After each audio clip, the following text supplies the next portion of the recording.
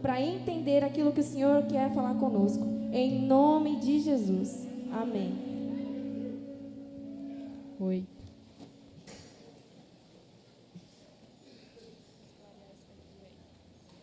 Boa noite a todos.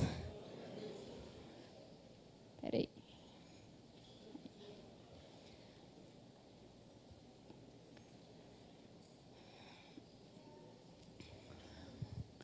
Eu creio que a partir de agora, daqui para frente, a gente vai começar a se ver por aí com um pouco mais frequência, sabe? Porque eu voltei a ser uma cidadã ariquemense. É só uma questão de tempo até o Senhor ele abrir a porta para mim, mas eu não me arrependo da escolha que eu fiz de ano passado ter ido embora para a Pimenta, porque eu posso dizer que 11 meses morando sozinha, eu aprendi mais com a vida do que 23 anos morando aqui na mordomia, no bem bom. Porque quando você mora sozinho, é só você, Deus e os boletos. Os boletos são muitos, eles não param de chegar, é uma legião de boletos. Mas é interessante que quando você aprende a fazer uma boa gestão dos recursos que Deus coloca na sua mão, e isso inclui ser fiel ao Senhor também nos dízimos e nas ofertas, o Senhor não deixa faltar nada. Ele sempre supre as nossas necessidades com fartura, em abundância, e ainda multiplica. Então, assim, foi uma experiência muito boa, e eu sou muito grata a Deus. E a gente vai se vendo por aí.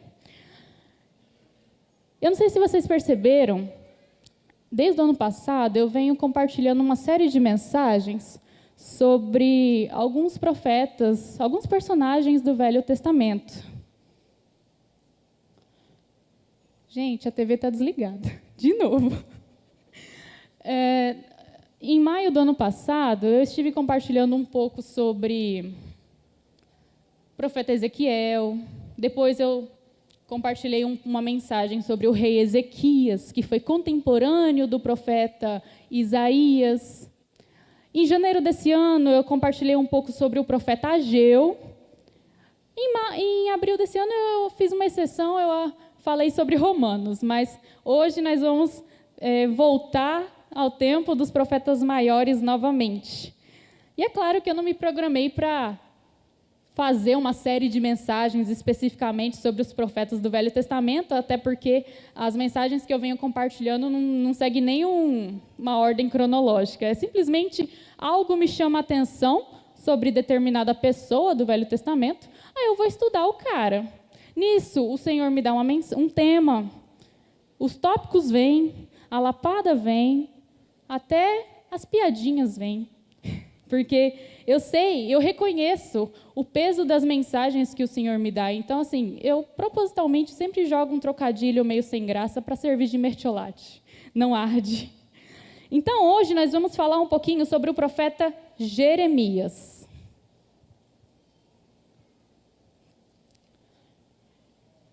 Porém, antes de nós entrarmos nós começarmos a falar sobre o profeta Jeremias, eu quero fazer uma introdução acerca da doutrina da eleição. Quando se trata do povo de Deus, existe essa doutrina que explica. É uma doutrina segundo a qual a fé de Israel se fundamenta no fato de que Deus o elegeu como seu povo.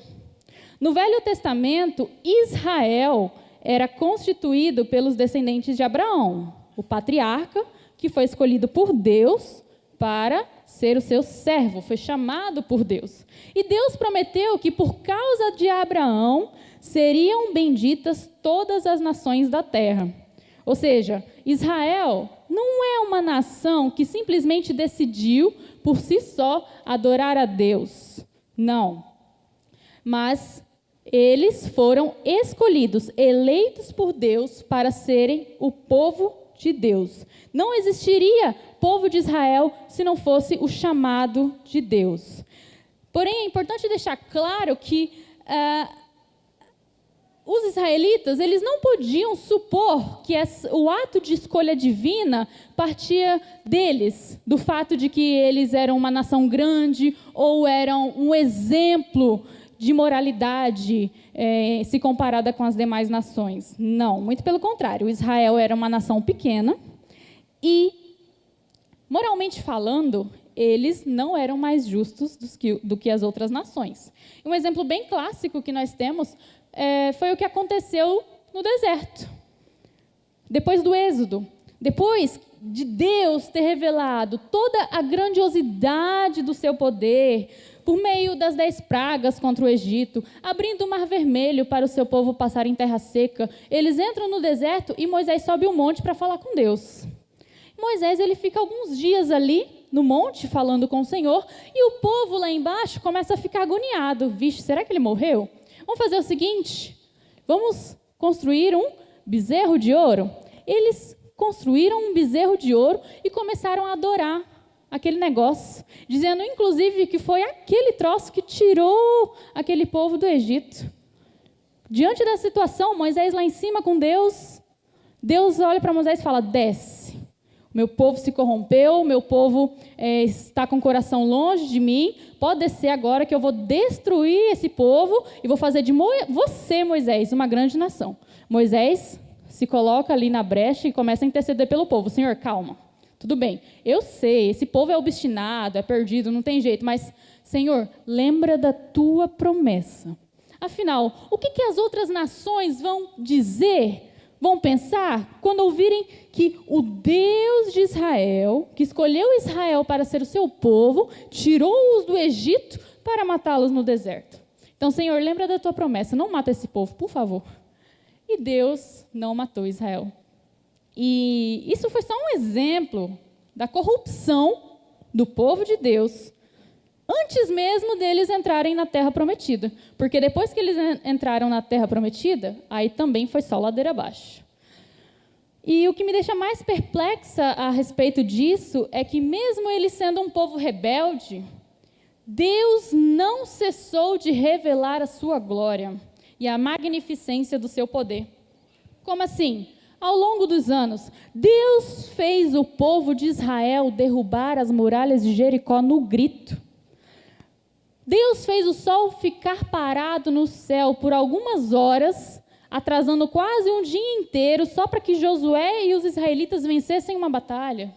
Deus escolheu 300 homens, junto com Gideão, para enfrentar um exército dos midianitas que tinham mais de 135 mil. Deus fez cair fogo do céu para provar aos profetas de Baal que Baal não passava de uma coisa da imaginação daqueles caras. E foram inúmeras coisas que Deus fez para o seu povo ao longo dos anos para revelar quão grande Ele é, como Ele é maravilhoso. Mas, o que acontecia?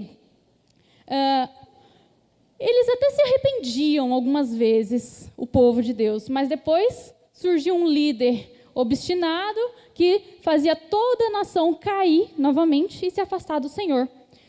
Sob essa perspectiva, então, nós podemos concluir que Israel não tinha nenhum direito de supor que era a nação escolhida por Deus, porque eles seriam superior moralmente em relação às demais. Não, ele não era. Eles não eram. Eles não tinham moral para se vangloriarem disso, porque era uma nação um tanto corrupta. E não bastasse o descaso para com Deus, as próprias tribos de Israel rebelaram-se entre si. O povo de Israel era formado por 12 tribos. E ali dentro do território, essas 12 tribos rebelaram-se entre si a ponto de dividir o reino de Israel em dois. O reino do norte, conhecido como Israel, cuja capital era a cidade de Samaria, e o reino do sul, cuja capital era Jerusalém, conhecido como nação de Judá. E por causa dessa corrupção moral, essa depravação do próprio povo de Deus, o Senhor começou a levantar alguns profetas para alertarem as consequências dessa corrupção moral. E uma dessas consequências seria o quê? O exílio. O exílio que era a deportação do povo para uma terra estrangeira, totalmente afastada de Deus. onde esse povo seria escravos. Eles seriam escravos. E não demorou muito até que o rei da Assíria cercou a cidade de Samaria, lá no Reino do Norte, e fez o que quis com ela. Levou uma galera exilada para o seu país, o rei da Assíria, em 723, 722 a.C. A nação do norte cai primeiro. Por quê? Porque eles estavam, assim, terríveis. E não foi por falta de aviso, porque Deus foi levantando profetas. E como que estava a nação do sul, quando soube da queda do reino do norte? Eles continuaram pecando, continuaram irando, causando ira ao Senhor, e nesse momento Deus levanta o profeta Jeremias. Não aparece nada para mim aqui, mas tudo bem. Jeremias nasceu no vilarejo de Anatote por volta do ano 650 a.C., ou seja, uns 70 anos depois da queda do Reino do Norte. E Jeremias foi chamado para o ministério profético, muito jovem. E quando Deus chamou Jeremias ele ficou assustadíssimo, porque ele simplesmente se sentia muito pequeno, ele se sentia uma criança para um encargo tão, digamos assim, com uma responsabilidade tão grande que era denunciar o pecado do povo. E o profeta Jeremias profetizou durante 40 anos em Jerusalém. Já pensou você ficar profetizando durante 40 anos no mesmo lugar e o povo não se arrepender? Mas vamos ler um pouquinho o chamado, como foi o chamado de Jeremias, que está em Jeremias 1, do 4 ao 8. É o capítulo inteiro, mas vamos ler só esse trecho. O Senhor Deus me disse: antes do seu nascimento, quando você ainda estava na barriga da sua mãe, eu o escolhi e separei para que você fosse um profeta para as nações. Então eu disse: ó Senhor meu Deus, ó Senhor meu Deus, eu não sei como falar, pois sou muito jovem. Mas o Senhor respondeu: não diga que é muito jovem, mas vá e fale com as pessoas a quem eu enviar e diga tudo o que eu mandar. Não tenha medo de ninguém, pois eu estarei com você para protegê-lo. Sou eu, o Senhor, quem está falando. Eu não vou falar muito sobre o chamado de Jeremias, porque isso é o tema para uma mensagem inteira, porque são muitos detalhes, mas eu quero destacar apenas o fato de que o chamado de Jeremias baseou-se numa escolha puramente divina, da iniciativa do próprio Deus, como se o Jeremias tivesse sido, predestinado para esse chamado profético desde que nasceu. Na verdade, antes mesmo dele ser gerado no ventre da mãe dele. Seria um caso aí de determinismo espiritual, quem sabe. Mas isso se aplica a nós também. Não por causa simplesmente deste diálogo que Jeremias teve com Deus. Isso é um diálogo muito bonito, muito particular, mas isso daqui não é um caso isolado de predestinação divina. Não é um caso simplesmente específico, afastado, que não se aplica a ninguém. Na verdade, o profeta Jeremias não foi a única pessoa que teve o privilégio de ser escolhido por Deus antes do nascimento da mãe dele para o encargo. E esse trecho que nós lemos é apenas uma confirmação. Na verdade, é só um exemplo um exemplo de que Deus chamou cada um aqui desde antes do nascimento, porque a Bíblia tem outras passagens que corroboram, que confirmam isso. Por exemplo, lá em Efésios capítulo 1, versículos 4 e 5, diz que antes da fundação do mundo, Deus nos escolheu para sermos santos e irrepreensíveis em sua presença. E em amor, Ele nos predestinou para sermos adotados como filhos, conforme o bom propósito da sua vontade. Mais à frente não. Ao longo da Bíblia, nós temos também o Salmo 139, uma passagem que diz que os teus olhos me viram quando em secreto eu fui gerada no ventre da minha mãe. Todos os meus dias foram contados e escritos no teu livro antes que qualquer um deles viesse a existir. Ó Senhor, como são preciosos os teus pensamentos por mim. Quer dizer, o Senhor ele já olhava para cada um aqui antes mesmo de vir a existir, porque ele já nos conhecia antes de nós o conhecê-lo. Então, cada pessoa aqui é um escolhido de Deus para a obra de Deus, por meio do ministério a que ele nos designar. O fato é que não dá para brincar de esconde-esconde com o Senhor. Se correr dele é pior. Se ele te chama para uma obra no reino dele, é melhor dizer, eis-me aqui, Senhor. Porque, senão, a consequência vai ser muito pior. O medo do desafio que Deus tem para nós nunca vai ser maior do que a consequência da desobediência ao Senhor, quando Ele nos chama e a gente recusa. Então, se o Senhor, teve a minuciosa atenção de olhar para mim, quando eu ainda estava sendo gerada no ventre da minha mãe, por que Ele não se importaria mais comigo agora, que eu já tenho consciência disso? Muito mais agora, o Senhor, Ele quer dirigir a nossa vida e os nossos passos. Nós precisamos apenas nos render a Ele, receber esse chamado. Amém? Então, o profeta Jeremias foi chamado por Deus para profetizar. Beleza. Mas profetizar o quê? O que estava acontecendo especificamente no momento em que o Jerê foi chamado? Jerê é para os íntimos. De tanto estudar sobre ele, a gente acaba pegando uns apelidos. Jeremias foi um profeta totalmente impopular porque ele apregoava o juízo de Deus, que viria sobre o povo do Senhor por causa das práticas deliberadas de pecados terríveis, gravíssimos. E eu vou falar sobre alguns deles. E o primeiro deles é a idolatria. Olha o que está escrito em Jeremias 1,16. Eu vou castigar os seus moradores por causa da sua maldade. Eles me abandonaram. Estão queimando incenso a outros deuses e adorando os ídolos que fizeram com as suas próprias mãos. Vamos lá. Em nações como Babilônia, Síria, Assíria, Canaã, a linha que dividia o caos da bonança, a fome da prosperidade, era muito tênue, porque isso era constante. Um período de fome, caos, miséria, vinha abundância. E nessas nações, essas imprevisibilidades da vida e da natureza, eles criam que isso era o resultado da existência de um esforço contínuo de demônios que chegaram nessas nações para implantar o caos. Então, nessas nações, a religião era uma aliança do homem com os deuses. Os deuses, eu apontei para cima equivocadamente.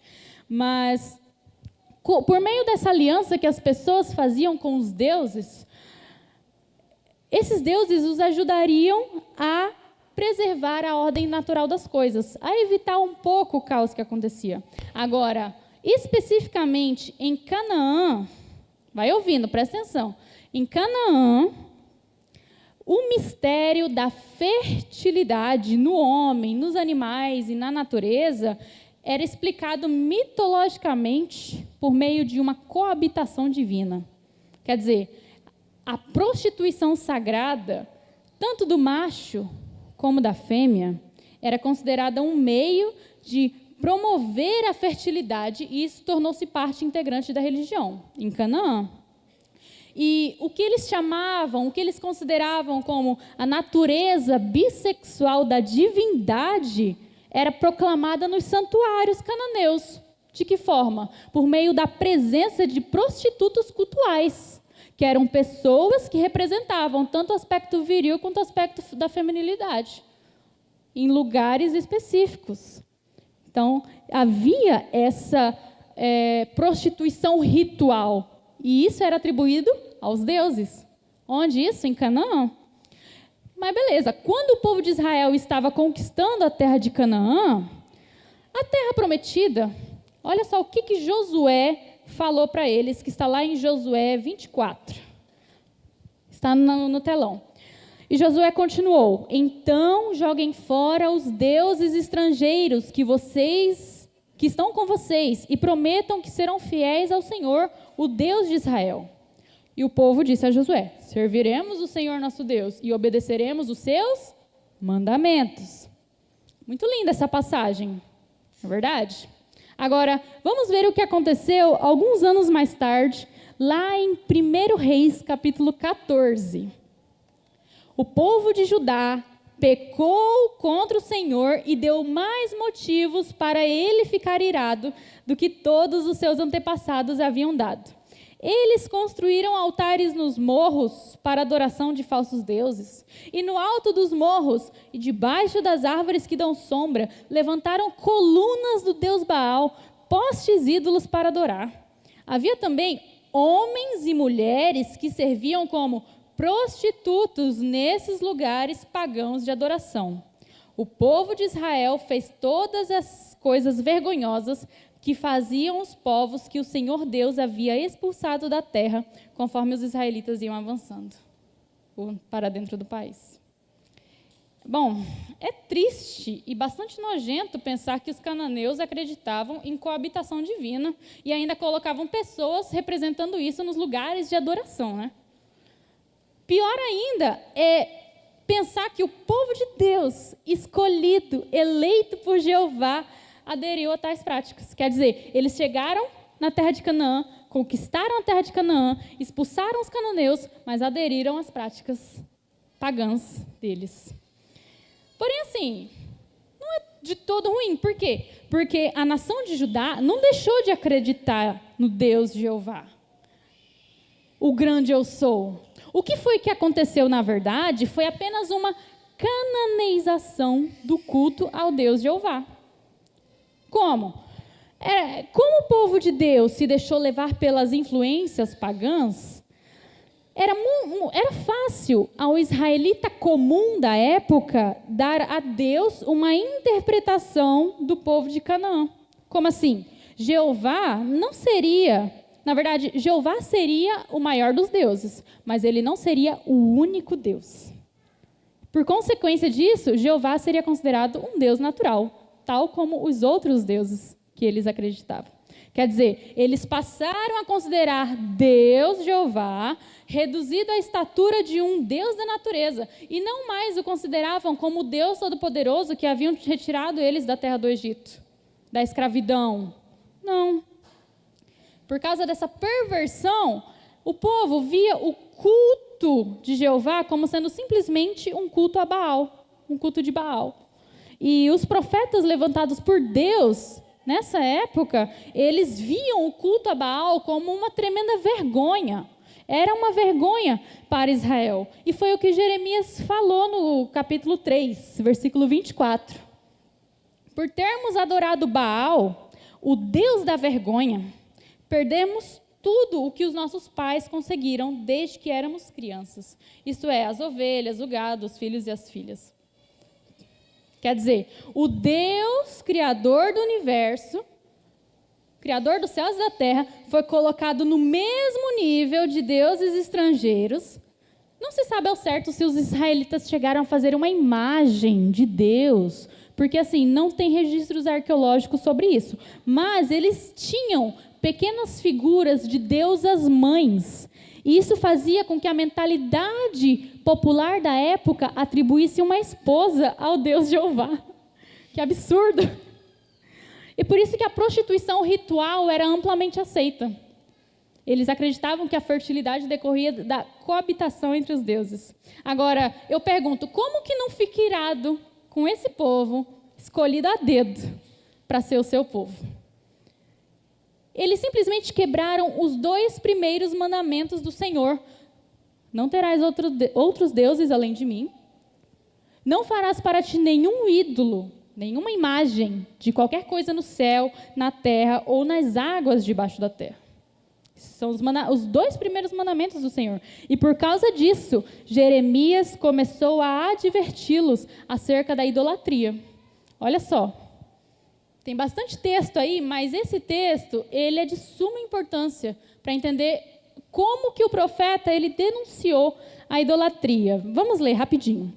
Povo de Israel, escutem a mensagem de Deus, o Senhor, para vocês. Verso 2. Ele diz: não sigam os costumes de outras nações. Elas podem ficar espantadas quando aparecem coisas estranhas no céu, mas vocês não devem se assustar. 3. A religião dessa gente não vale nada.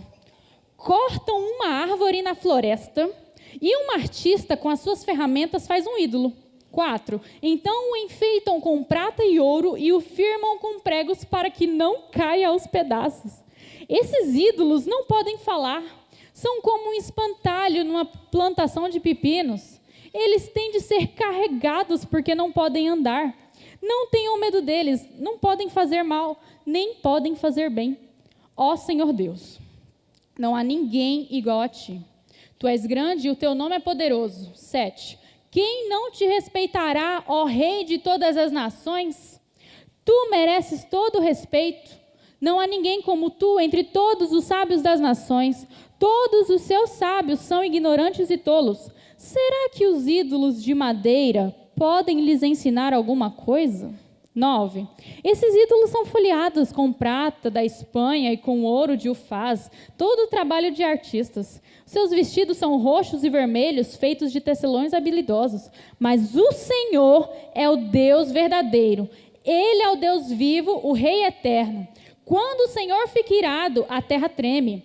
As nações não podem suportar a sua ira. 11. Digam às nações que os deuses que não fizeram a terra e o céu serão destruídos. Eles desaparecerão completamente da terra. 12. Pelo seu poder, o Senhor Deus fez a terra. Com a sua sabedoria, ele criou o mundo. E com a sua inteligência, estendeu o céu como se fosse uma coberta. Quando Deus dá ordem, as águas rugem no céu. Ele manda as nuvens subirem dos fins da terra. Ele faz o raio para a chuva e manda o vento sair dos seus depósitos. 14. Diante disso, todos os seres humanos são tolos e ignorantes. Todos os artistas ficam envergonhados com os ídolos que fazem, pois são deuses falsos, deuses que não têm vida, não valem nada, são uma tapiação, serão destruídos quando o Senhor vier castigá-los. 16. O Deus de Jacó não é assim. Foi ele quem fez todas as coisas e o escolheu Israel para ser o seu povo. O seu nome é o Senhor, o Todo-Poderoso. De acordo com o profeta Jeremias, então, a partir desse texto que nós lemos, a instrução dos ídolos não é melhor do que os próprios ídolos. Afinal, como que eles podem ensinar alguma coisa se eles têm boca, mas não falam? Eles têm pernas, mas eles não conseguem andar, eles precisam ser carregados. E o profeta, então, encarava os deuses estrangeiros como blocos inertes e mudos de madeira. Zombavam deles, dizendo que eram como espantalhos, já que eles não tinham nenhum poder para corrigir a rebeldia do coração do homem. Como que vocês depositam a confiança de vocês num negócio que não tem vida? Vocês depositam a vida de vocês, confiam a vida de vocês num negócio sem vida, que não pode nem se autocuidar.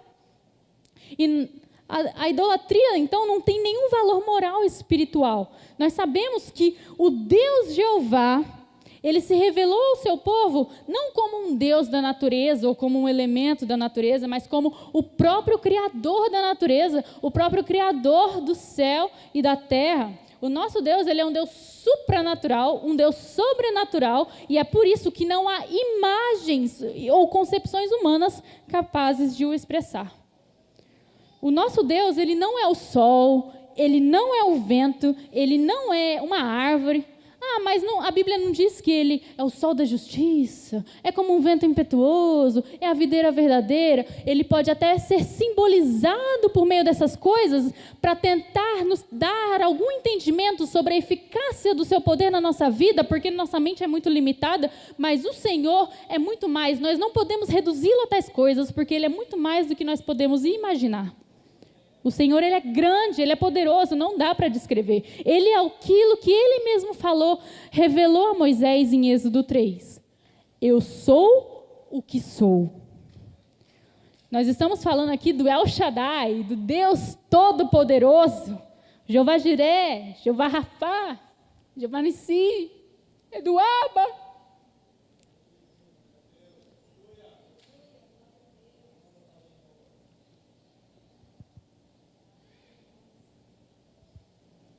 Então, assim, se a mim, mero mortal, cabe buscar conhecer o Deus vivo, mergulhando na profundidade das riquezas, da sabedoria e do conhecimento de Deus, se só assim, mergulhando na profundidade, eu vou conhecer o Senhor de verdade, como é que eu tenho a capacidade de atribuir ao Senhor a imagem de algo natural, superficial, e reverenciá-lo a partir disso? Totalmente lógico. Eu quero compartilhar um videozinho. É um videozinho de 1 minuto. É um trecho do filme Pinóquio, que tem na Netflix. É a versão de Pinóquio mais macabra que eu já assisti. Mas esse trecho que eu vou compartilhar, ele se enquadra muito no contexto que nós estamos abordando aqui. Presta atenção. Certo. Nem o pobre Gepeto pôde explicar para o Pinóquio por que cantavam para o homem de madeira e não para ele. O homem de madeira lá na frente. Óbvio que eu não vou fazer uma análise do filme, né? Eu trouxe esse videozinho só para fazermos uma reflexão. A que ou a quem nós estamos dirigindo a nossa afeição, nosso tempo de qualidade, as nossas melhores canções? Para que ou para quem nós estamos dirigindo temor e reverência? Ao Senhor nós não podemos atribuir imagem de coisa alguma, nem mesmo de homem. Porque se eu faço isso, o meu coração fica preso à imagem e não ao Senhor. E não é a imagem de um homem pregado numa cruz que vai te libertar do teu pecado. Primeiro, porque a cruz já está vazia. Não tem ninguém naquela cruz. O Senhor veio, morreu, mas ele ressuscitou ao 3º dia. Então, não tem ninguém pregado numa cruz. Segundo, porque se eu preciso reduzir Deus à imagem de um homem, para só assim eu conseguir ter paz de espírito, então eu estou vivendo pelos meus sentidos. Eu estou vivendo por vista. Eu não vivo pela fé. E a palavra de Deus diz: o justo viverá pela fé. E o que é a fé? A fé é a prova, é a certeza daquilo que se espera e a prova das coisas que não se veem. E o mais legal, 1 Timóteo 1,17 diz assim: ao Rei eterno, imortal e invisível, o Deus único, a Ele sejam dadas a honra e a glória para todo sempre. Ao Deus invisível, ou seja, Ele não tem uma imagem definida, porque se tivesse, nós viveríamos debaixo da idolatria, presos àquela imagem, limitados à imagem. É por isso que o profeta Jeremias denunciou a idolatria daquele povo. Isso causa nojo ao Senhor, ojeriza. Se eu me apego a uma imagem, a uma coisa, a um elemento da natureza, e atribuindo-lhe tamanha estima e consideração, eu me torno escrava dessa imagem, dessa coisa. E muitas vezes eu nem sei explicar por quê. Simplesmente acontece. Isso nada mais é do que a minha natureza corruptível, banhando-se nas águas da iniquidade. É por isso que nós precisamos correr para o Senhor. E eu falo isso porque hoje em dia qualquer coisa está suscetível a ocupar o lugar de primazia que só o Senhor merece no nosso coração. Nós precisamos estar alertas e vigilantes quanto à idolatria. Porque às vezes a gente nem percebe e está adorando alguma coisa. E o Senhor, Ele não é coisa, Ele é o Deus Supremo, Todo-Poderoso, Criador dos céus e da terra. Outro ponto que foi denunciado pelo profeta Jeremias foi a ilusão que o povo tinha sobre o templo de Deus. Olha o que está escrito em Jeremias, capítulo 7, do 9 ao 15. Vocês roubam, matam, cometem adultério, juram para encobrir mentiras, oferecem sacrifícios a Baal, adoram outros deuses que vocês não conheciam no passado, fazem coisas que eu detesto, depois vêm e ficam na minha presença, no meu próprio templo, e dizem: nós estamos seguros. Quer dizer, eles pintavam e bordavam durante a semana e final de semana vestia a roupa de crente, ia para a igreja e dizia, assim diz o Senhor, amém, glória a Deus, paz do Senhor. Pesado. Verso 11. Será que vocês estão pensando que o meu templo é um esconderijo de ladrões? Eu tenho visto o que vocês estão fazendo. Sou eu, Senhor, quem está falando. Vão a Siló, o primeiro lugar que eu escolhi para nele ser adorado, e vejam o que eu fiz ali por causa da maldade de Israel, o meu povo. Vocês têm cometido todos esses pecados de que eu falei. Eu os avisei muitas e muitas vezes, mas vocês não quiseram me ouvir. E quando eu chamei, não me responderam. Sou eu, Senhor, quem está falando. 14. Por isso, a mesma coisa que eu fiz com Siló, vou fazer com este meu templo em que vocês tanto confiam. E o que fiz em Siló, vou fazer neste lugar que dei a vocês e aos seus antepassados. 15. Vou expulsar vocês da minha presença, como fiz com seus parentes, o povo do reino do norte. Então, para a nação de Judá, o templo era sacrossanto, era santo, sagrado, era muito estimado pelo povo. Mas que templo é esse para ser tão bem considerado pelo povo? Era o templo construído por Salomão, porque Davi, o seu pai, um dia viu que ele morava num palácio enquanto Deus morava numa tenda, e ele desejou tanto construir o lugar da habitação de Deus, um lugar mais sofisticado, e ele construiu esse templo, o rei Salomão. Foi o templo que, quando inaugurado, a glória de Deus veio sobre ele, de modo que as pessoas ali em volta não conseguiam ficar de pé.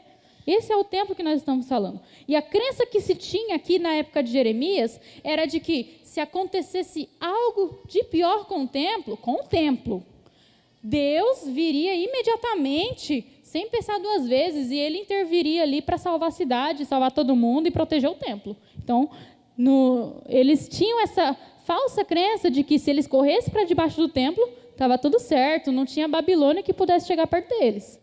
Mas o profeta Jeremias profetizou exatamente o contrário.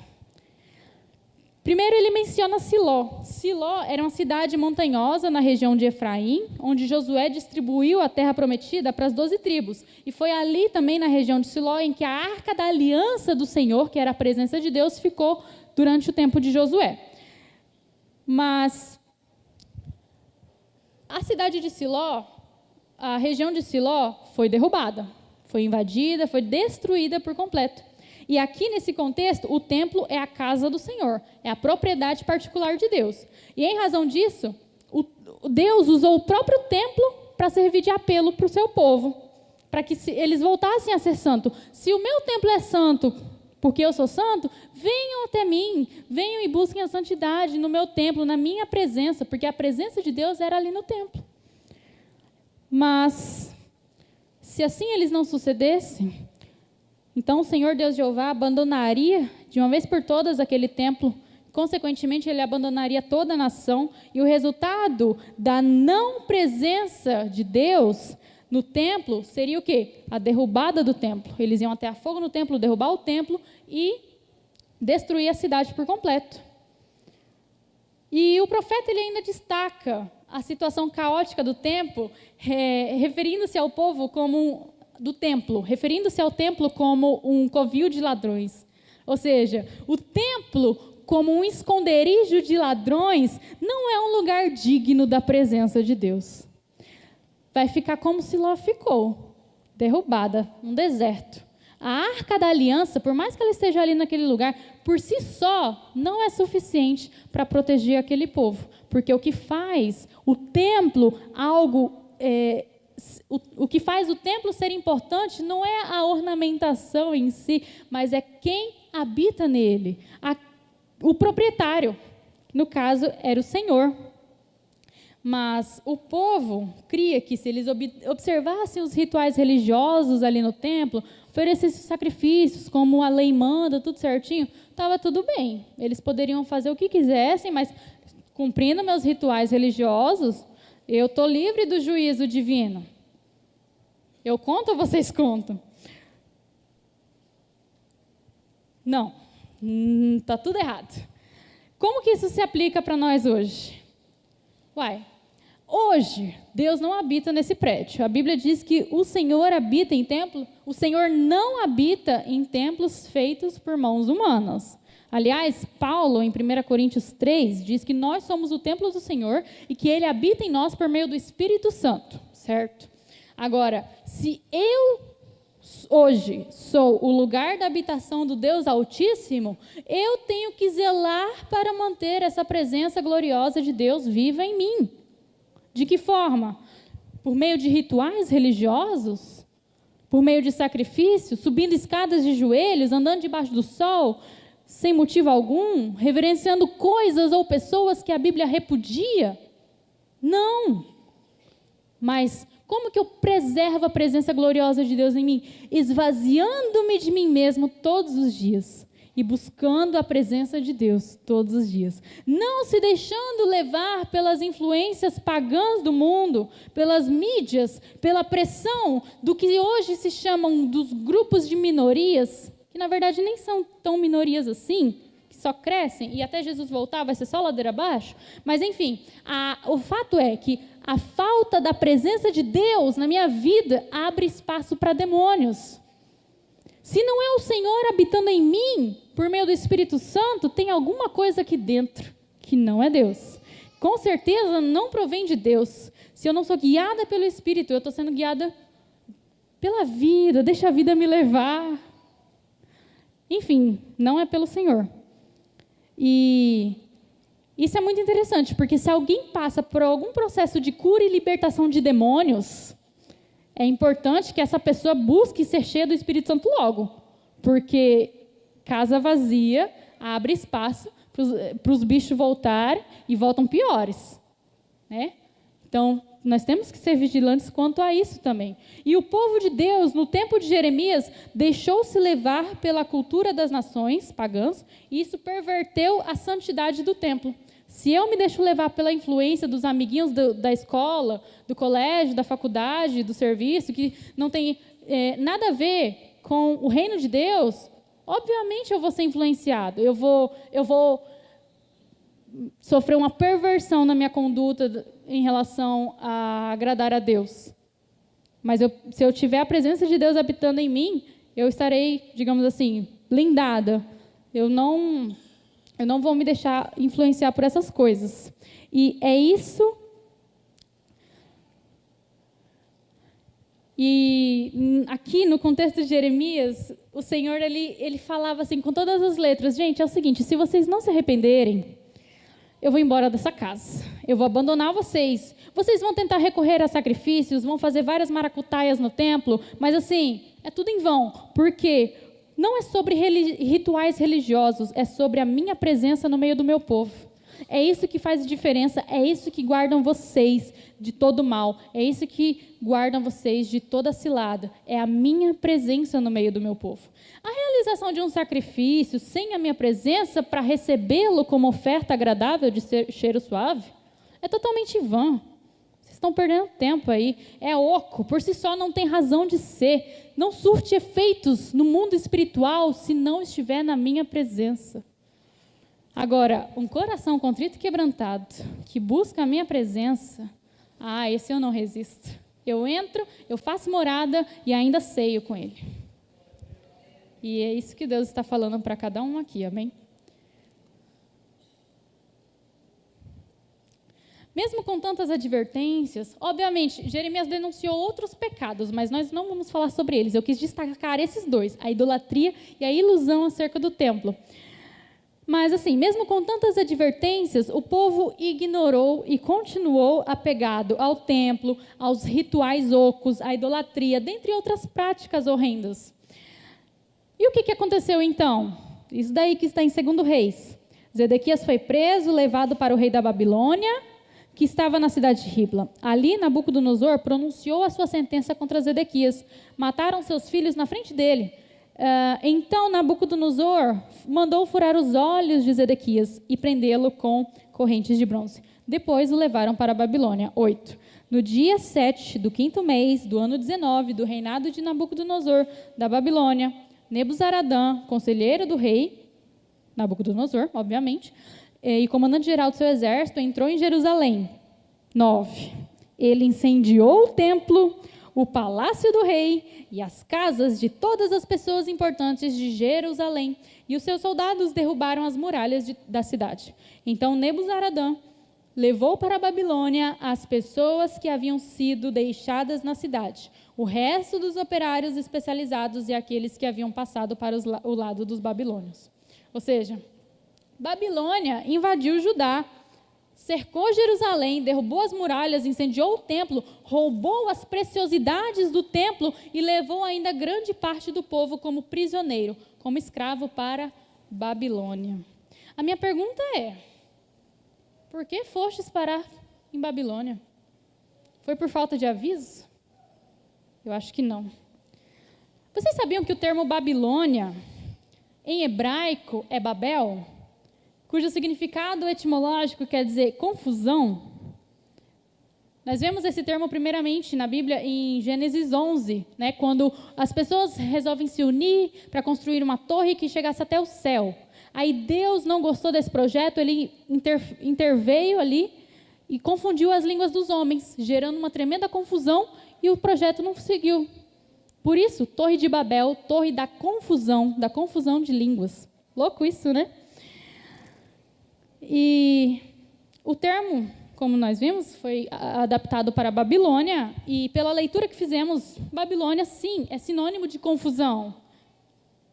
Significa lugar longe da presença de Deus, porque onde o Senhor não está, ali há confusão.